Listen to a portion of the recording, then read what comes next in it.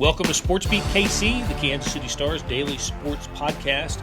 It's Monday, January 16th. Happy Martin Luther King Day. I'm Blair Kirchhoff. The Chiefs got to sit out the first week of the playoffs, but now they gear up for the Jacksonville Jaguars in the divisional round. The game will be played at Arrowhead on Saturday at 3:30 p.m. We couldn't wait until later in the week to discuss it, so beat writers Herbie Teope and Jesse Newell, along with columnists Sam McDowell and Vahe Gregorian, got together for a playoff chat. The show started as a SportsBeat Live broadcast. One thing we agreed on, this isn't the same Jags team that came to Arrowhead for the Chiefs' 10-point victory in November. Doug Pederson's team is much improved. Okay, let's get going, talking Chiefs, Jaguars, and the NFL playoffs. Welcome to SportsBeat Live. This is our weekly show where we talk Chiefs. It's a special edition of SportsBeat Live because we're coming at you on a Monday, the week of the Chiefs playoff game, and we'll also do this again on Thursday. But we thought, now that we know that the Chiefs, the Chiefs' opponent, the Jacksonville Jaguars, we know the day, the time of kickoff, Saturday, 3:30 p.m., even the network. NBC. I thought we would kick the week off talking Chiefs with you, even on a holiday. It's a federal holiday. It is Martin Luther King Day, and I was almost late to this show because I was going through some of my. You know how you get caught down the rabbit hole of looking up things on the internet. And I was looking at speeches, right? I was looking at famous speeches. And of course, I Have a Dream is one of my favorite speeches. And so that led me to some John F. Kennedy speeches and others, trying to figure out what my favorite one is. Does anybody have a favorite speech that they prefer? I Have a Dream is pretty much at the top of my list. Spend 5 minutes today on YouTube and listen to that again, because it's amazing. But does anybody have another one that they want to throw into onto the list? Blair, I love that one, and maybe it has to do with us being of a certain age too, right? Growing up during that time, and I always remember, to tie it together with the Chiefs a little more, that Willie Lanier arrived that fall in Washington D.C. Right around, I don't remember the date of it, but he was in D.C. when it happened, when he started going to school, and he talks a lot about Dr. King, and it's tough to put anything else on that tier. That's the only thing I would add.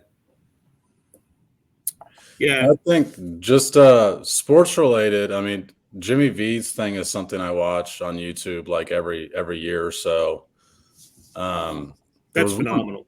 Yeah, I mean that's a really great one. And Lou Gehrig's speech too is something that I think still resonates today.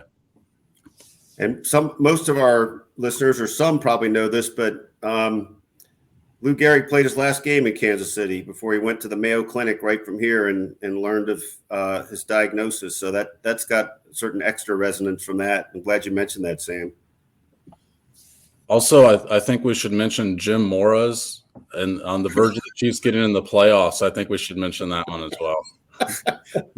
Playoffs. It's a classic. It's a classic. And as long as we're going there, the Mike Gundy speech has been good. He's a man. He's 40. So, but we digress. Let's talk Chiefs and NFL playoffs. It is, a good mixture of the of games this weekend. But 5 of the 6 have been played. There's still the Cowboys Tampa Bay Bucks game tonight in the NFC, but we had a blowout to start it with the 49ers over the Seattle Seahawks, and Brock Purdy doing some crazy things. Jesse, you must have covered an Iowa State KU game with Brock Purdy at the helm, because probably, I'm sure they were just terribly lopsided games. But do you have any memory of Brock Purdy as a college player? No, most of the memories kind of go together because they were mostly KU beatdowns. So I'm sure he beat down Kansas. We were talking over the weekend, guys, about how Cameron Dicker, the kicker, I remembered him from Texas because he kicked a lot of extra points and field goals against Kansas in those particular games too. But no, Shanahan really seems to have it going on there. It's kind of one of those great problems to have, which is it seems like any quarterback they plug in plays really well. And with today's salary cap and what you can do on a rookie quarterback contract, if you have that sort of cheat code, that's really good. So obviously the 49ers and then some really exciting games. But for the Chiefs, you take a step back. If a month ago we'd told you that the Chiefs would have the bye and then play a home game against the Jacksonville Jaguars in their first game of the playoffs, man, Chiefs fans would have signed on that as quickly as they could have. So I know that we'll talk all week about the matchup, the breakdown, how Trevor Lawrence is playing well, how Doug Pederson presents challenges and knows Andy Reid really well. But the bottom line is the bottom line. You're a 9.5 point favorite in this particular game at home to make the AFC Championship game, and the Chiefs would have signed up for that absolutely at any point in this season. Yeah, we're going to talk more about that the matchup here in a minute. In fact, we'll skip the Jacksonville LA Chargers game for a second, and we'll go to Buffalo takes a 17-0 lead over the Dolphins, and I went and did something else. I come back and the Dolphins are leading 24-20 and have the ball. So amazing effort by Miami, but some terrible clock management down the stretch sabotaged an attempt at a comeback there. How about the New York Giants? I guess by seed, really the only upset, I think, is that by seed it's the only upset. And hats off to Brian Daboll, the Chiefs' offensive coordinator the year before Andy Reid got here. Of course, Mike Kafka on the sidelines for the Giants doing a heck of a job. And then, last night's Bengals Ravens game, that was pretty amazing to see Baltimore with Tyler Huntley at quarterback, staying with the Bengals throughout that game, and of course, 100-yard or whatever, 98-yard fumble return flips the game toward the Bengals. So, just anything else about those games stand out to you guys? Let's just save Chargers, Jacksonville for a moment, but the other games closer than I expected. I think the two AFC games. I definitely felt that way, and boy, you could see Baltimore had every chance. I felt more like Baltimore might win that than Miami might. I don't know why, just because of the way the game was unfolding. But when you get a 98-yard fumble recovery that goes the other way like that, 14-point swing basically, right? I mean, it just doesn't seem meant to be.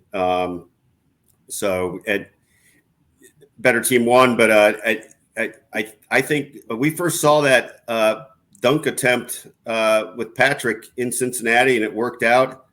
I wonder if that's a coaching point this week, though, that's not maybe really the way to go.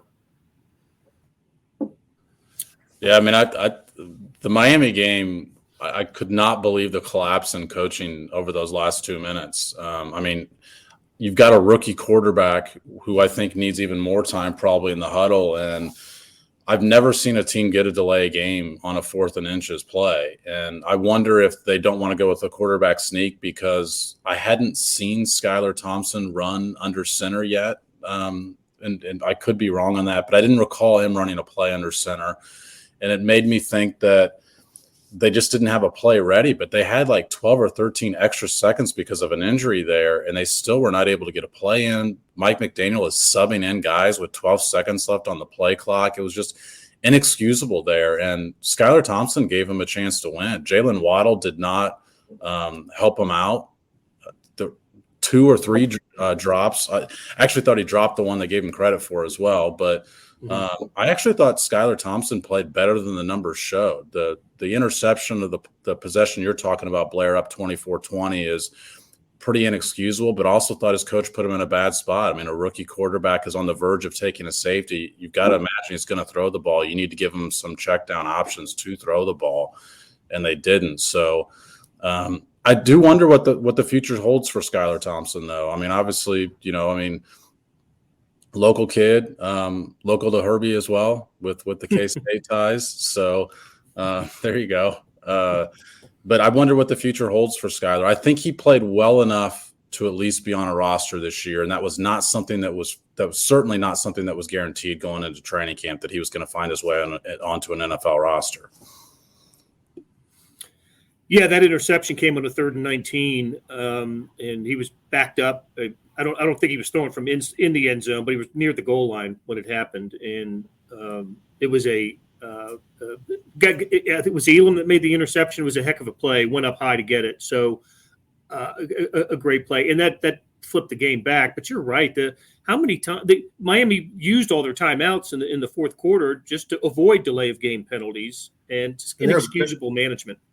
Breaking the huddle with 5 seconds on the. I mean, just and again to Sam's point. I mean, was it 3, 4, 5 times? A couple times they got away with it, I think, too.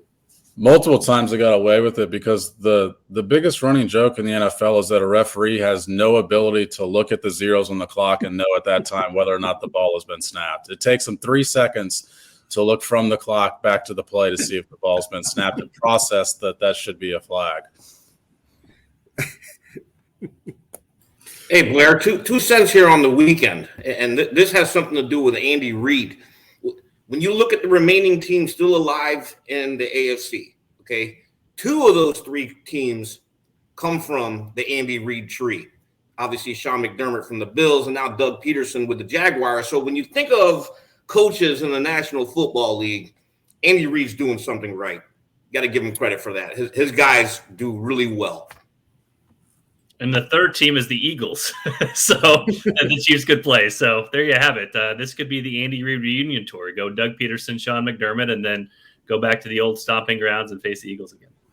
It actually is a really relevant point, Herbie, too, because I think a lot of times when we hear the Eric Bieniemy stuff, which we're hearing it again now, sometimes you hear, oh, well, Matt Nagy failed in Chicago, so that probably doesn't do him any favors. And it's like, well, yeah, that's one example of a really, plentiful tree that he's got. And you just mentioned other guys that have certainly worked out with him. And by the way, Nagy actually had some pretty good years in Chicago, even though it didn't end well there. Yeah, and to be interesting, like if Nagy was with Ryan Poles, because obviously Poles comes from the Chiefs tree, and when Nagy was there, they tried to shove Mitchell Trubisky down his throat. He didn't get to pick his quarterback. So it would be fascinating if Nagy, in another universe was with Ryan Poles and those two were able to pick their quarterback. They might have turned out differently in Chicago. Well, and Nagy's name is permission to interview with who was it? Was it Titans. I'm sorry. Yeah. And Bieniemy, right? Yes. So, yeah, I'm just trying to keep my candidates straight here. So, yeah. And didn't Nagy have 2 playoff seasons of his 3 years in Chicago, 2 out of 4, something like that? Yeah, out of 4. Yeah. Took him there his first year. Yeah. Lost to Doug Pederson in one of those games, the double doink field goal game, I think. And, yeah. And what have the Bears done since then? I don't know. Exactly. I just know that when the NFL draft is coming to Kansas City in a few months, the Bears will be on the clock. In fact, they're on the clock right now. So I expect a ton of Bears fans to be in town for that overall number 1. Okay, so the other first round game was wild card weekend or super wild card weekend. I hope we can ditch that. The NFL decides to ditch that title. It's ridiculous. Anyway, wild card weekend was the Jacksonville Jaguars down 27-0 over the Los Angeles Chargers. And I think before we get into Jacksonville, we should discuss what this means to the Chargers. And of course, what few Chargers fans there are calling for Brandon Staley's job. I don't think that's going to happen, but this is the kind of loss from which changes are made. Or is that not true, Herbie? Don't you lose a 27-0 lead? Someone's got to pay for that. You got to look at it. At a minimum, you have to look at it. Brandon Staley, I think, like when you think of his decision making, and especially the last week of the season, when that game absolutely meant nothing to affect their seeding purposes, and he went out there and he didn't get Mike Williams hurt. Mike Williams got hurt, and then Nick Bosa also was hurt, but he played. A lot of decision making there, and the Chargers got to think to themselves, we have this ultra talented roster outside of the injuries, and when these guys are healthy, we have a talented roster. Why aren't we getting over the hump? Why aren't we meeting the expectations of being the offseason AFC West champions? We're finally going to dethrone the Chiefs, but it just doesn't play out that way. Sometimes you do got to take a look at that. Yeah, that's one of those inexcusable ones. My only, as from a Chiefs perspective, my only regret was the lead wasn't 29-0, because if the Jaguars had come back from 29-0, they would have taken Andy Reid out of the NFL record book for biggest playoff collapse of all time, which is 28. I believe I'm right about this. Certainly right about the margin, the 28-point loss to the Colts. I think also, if anything, the Chargers and Jaguars game should serve as a warning to the Chiefs. You jump out ahead, you got to keep your foot on the pedal. You cannot let up at all, especially in the postseason. It was like Chiefs Broncos in Denver earlier this year.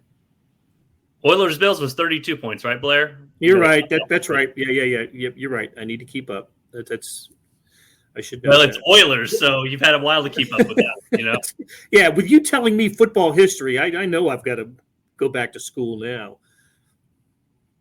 All right.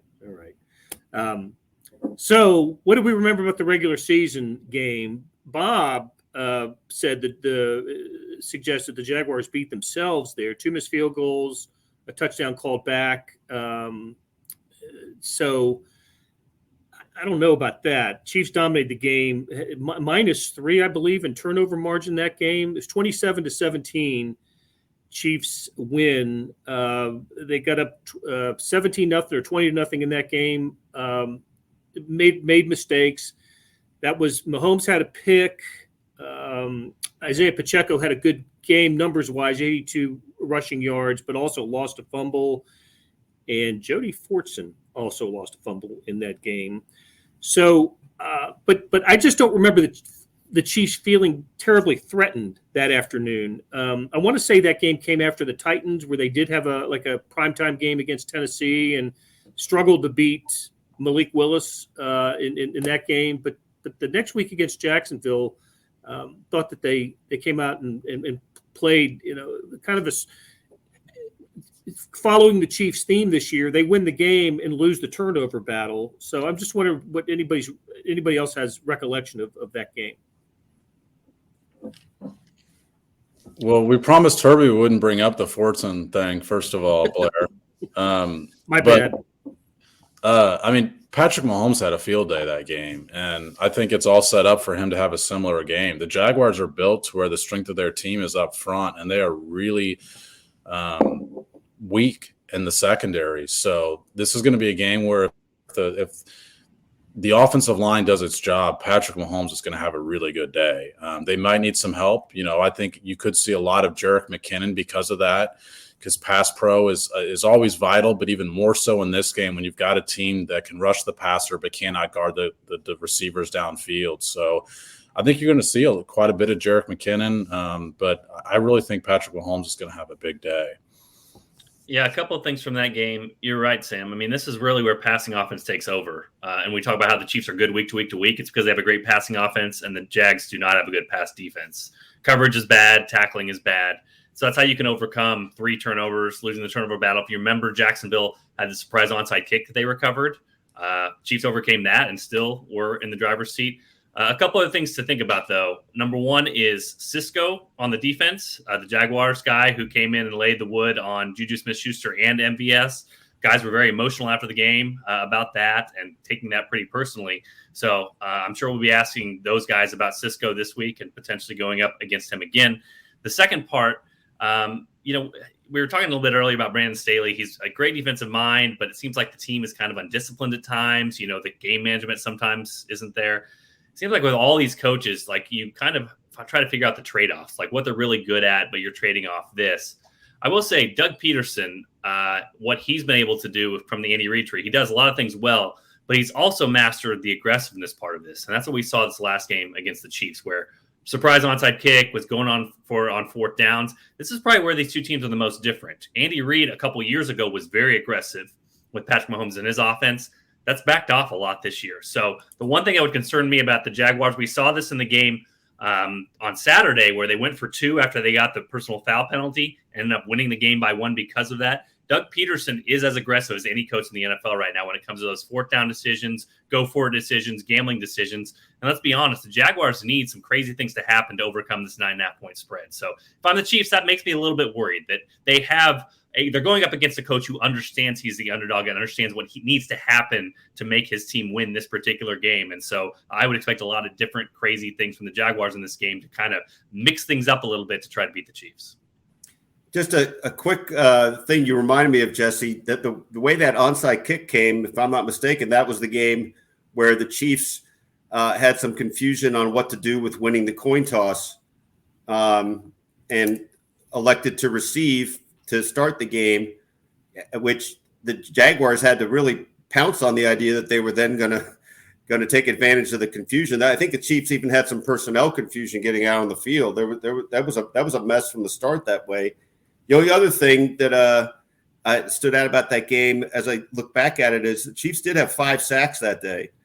And I think, that may be part of a blueprint here too, especially with did Lawrence throw 3 interceptions in the first half of the 4 against San Diego or against the Chargers? Boy, talk about living in the past. But I think, as far as he's come, he still is a guy that obviously you want to predicate your game plan to rattling. The Jaguars actually have a really good offensive line this year, but their left tackle got hurt, Cam Robinson. I think it was in early December, and he's out for the year. So their offensive line has looked quite a bit different since his injury. And a lot of the metrics really like the Jaguars, but you look at that from a season overall perspective as far as their offensive line goes. So I think it's a matchup where that kind of fits what we talked about in training camp, which is I think the Jaguars are going to devote a lot of attention to Chris Jones on the interior, and George Karlaftis, who's come on of late, is going to have to win on the outside. I mean, that's the way that teams have historically made the Chiefs beat them up front in the playoffs.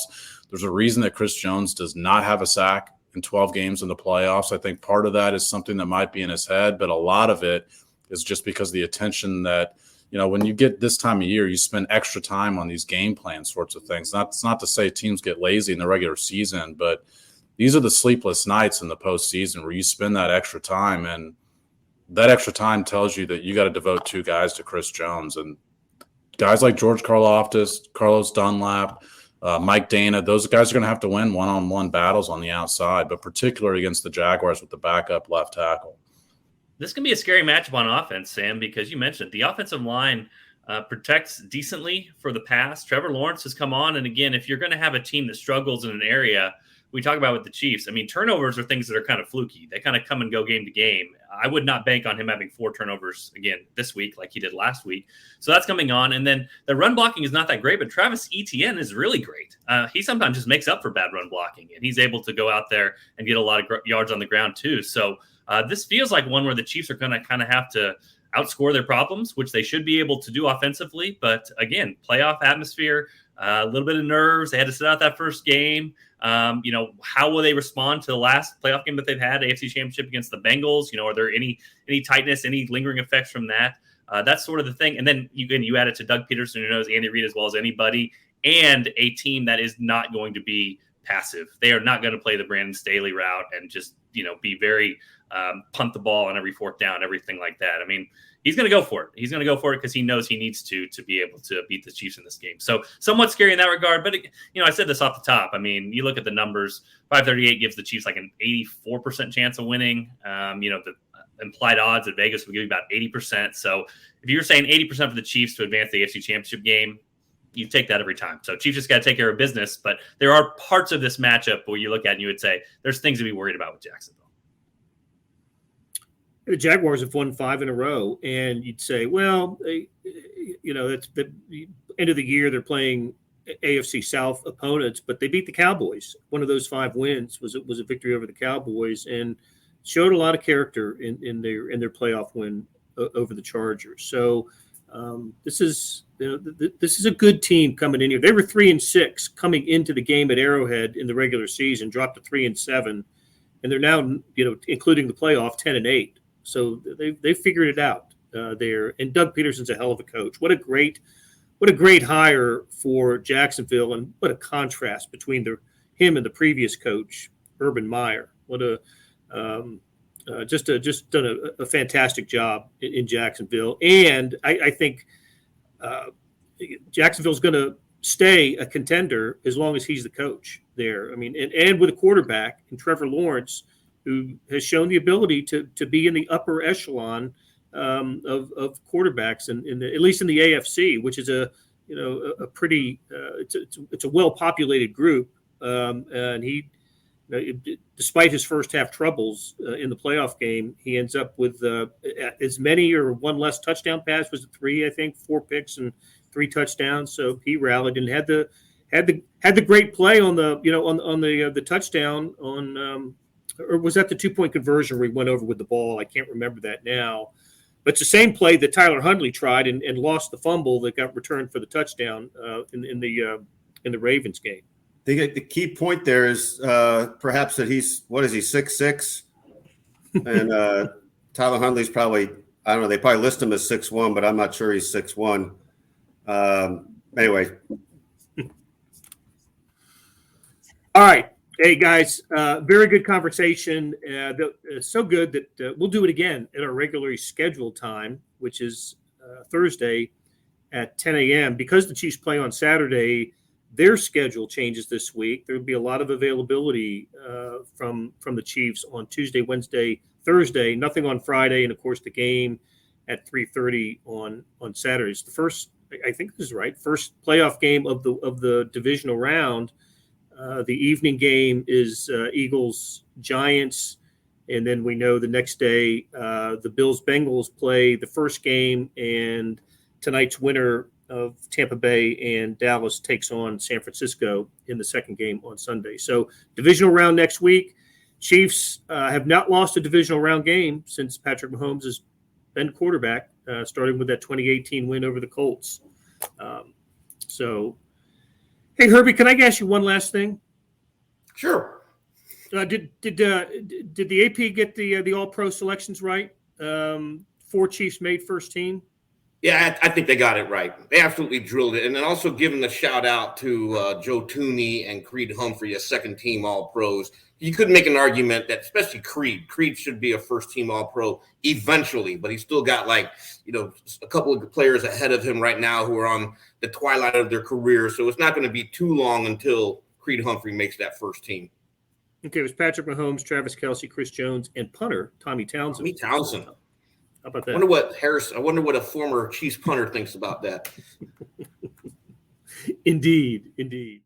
That'll do it for today. Thanks to George Howard for producing the podcast and the live stream, and to our SportsBeat KC staff of Jeff Rosen, Scott Chasen, Monty Davis, and Randy Mason. Tip of the cap to Vahe Gregorian, Sam McDowell, Jesse Newell, and Herbie Teope for sharing their insights. Morning Sports Edition was 40 pages full of NFL playoff coverage and much more. Check it out at liveedition.kansascity.com. Thanks for listening, and we'll be back soon with another SportsBeat KC, where we talk sports in Kansas City every day.